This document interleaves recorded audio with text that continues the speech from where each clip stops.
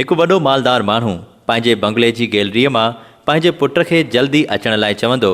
जीअं ई ॾाकण मां लही हेठि अचे थो त मासूम शकल वारो संदसि ग़रीब भेण जो पुटु मामा मामा चई खेसि बीहारे निमाणाईअ मां अर्ज़ु कंदे चवेसि थो त मामा, अम्मा ॾाढी बीमार आहे ऐं उन जी दवा जे लाइ बि पैसा कोन आहिनि।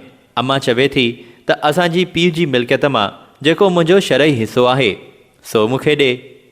मालदार माण्हूअ जी शकल बिगड़जी वञे थी ऐं दाबो कंदे भाणेजे खे चवे थो, बाबे जी मिल्कियत मां जेको हिसो हुयो सो माणे खे ॾाज में ॾेई चुको आहियां।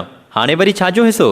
माणे खे वञी चओ त कोर्टूं खुलियूं पयूं अथई, भली वञी केस दाख़िल कर। मालदार जो भाणेजो रोअण हारको थींदे मामे जी ॼंघुनि खां पकिड़े खेसि इलाज कंदे चवे थो, मामा ईअं न कयो, ईअं त अम्मा वीचारी मरी वेंदी। तव्हां ॿी मदद भले न कयो, पर पंहिंजी भेण जो शरई हक़ु ॾियो।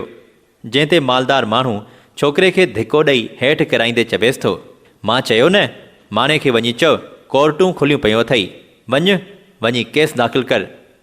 छोकिरो रोए थो त एतिरे में मालदार जो पुटु निमाज़ जी टोपी पाए ॾाकड़ तां हेठि लही अची पीउ ऐं पुफाट खे ॾिसे थो। मालदार माण्हू रुअंदड़ पंहिंजे भाणेजे खे धमकी ॾींदे चवे थो, तूं हाणे जो हाणे हितां निकिरी वञ, मामे अची ॾिठुई त पादर न हणी कढई। इहो चवण खां पोइ मालदार मुस्कुराईंदे पंहिंजे पुट खे चवे थो, बाबा आज़ान अची वई आहे त हली निमाज़ पढ़ी अचूं।